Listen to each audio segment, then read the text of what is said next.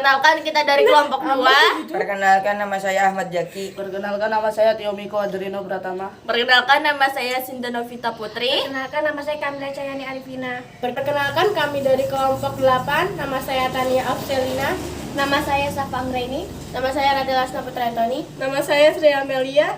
Kami kelompok gabungan 2 dan 8 ingin menjelaskan tentang materi di SMK Kehutanan. Kami akan membacakan materi tentang lebah madu kelulut. Kelulut atau lebah tanpa sengat adalah salah satu jenis lebah dari suku Meliponini yang bagian tubuhnya tidak memiliki organ yang berfungsi sebagai sengat.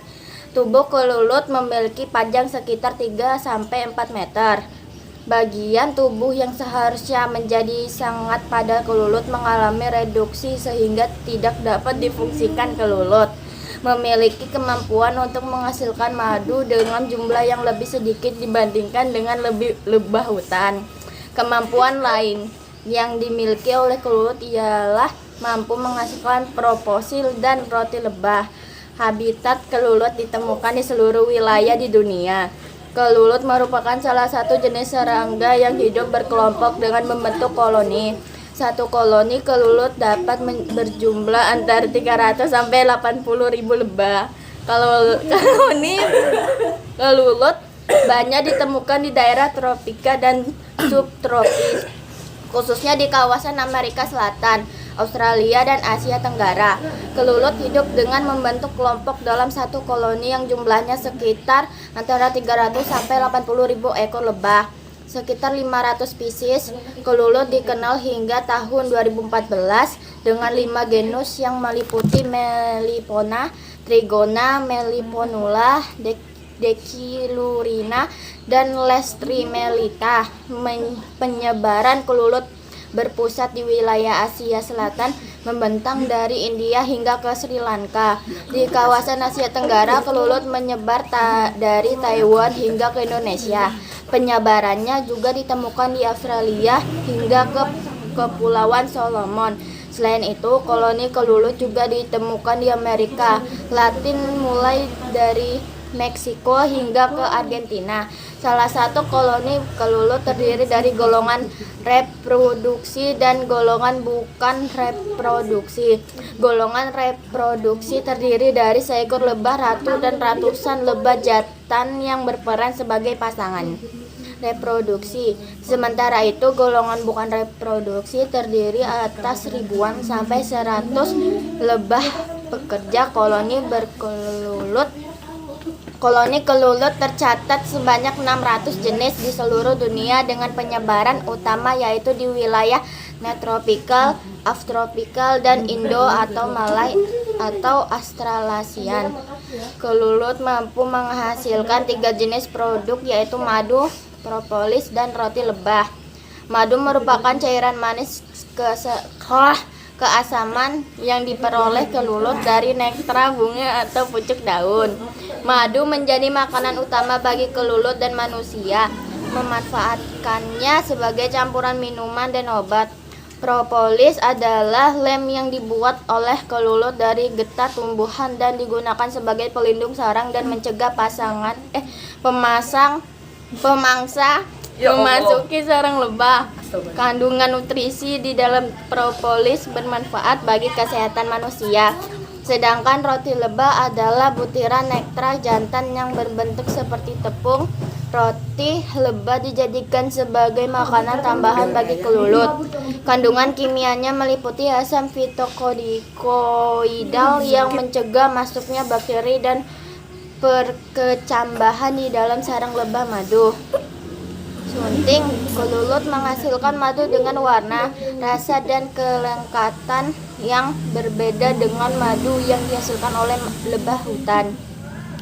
Madu kelulut termasuk salah satu makanan super yang diperdagangkan dalam skala mancanegara. Nutrisi yang terkandung di dalam madu kelulut lebah memberi banyak manfaat dibandingkan dengan madu lebah hutan.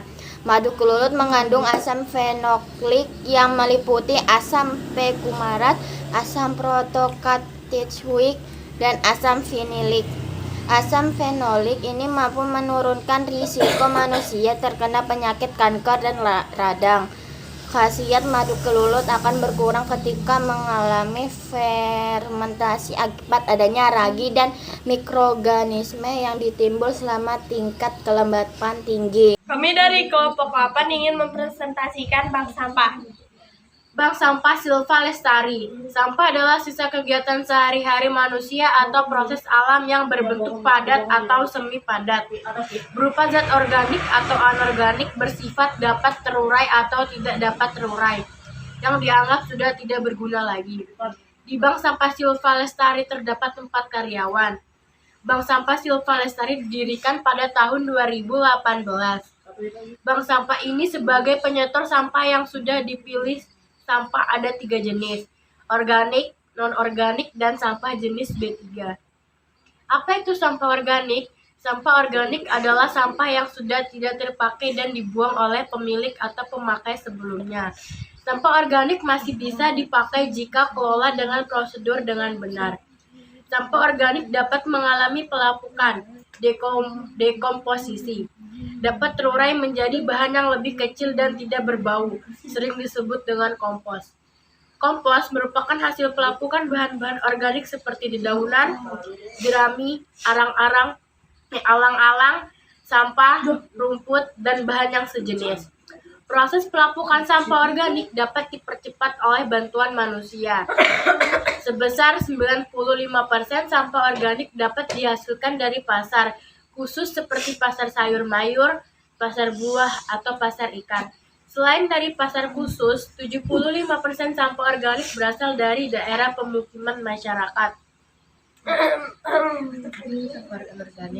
Apa itu sampah anorganik? Sampah anorganik adalah sampah yang dihasilkan dari bahan-bahan non-hayati, baik berupa produk sinetik maupun hasil proses teknologi pengolahan bahan tambang. Sampah anorganik ialah sampah yang dihasilkan dari bahan-bahan non-hayati, baik berupa produk sintetik maupun hasil proses teknologi pengolahan bahan tambang atau sumber daya alam dan sulit diuraikan oleh alam, contohnya botol plastik, dan kaleng. Apa itu sampah B3?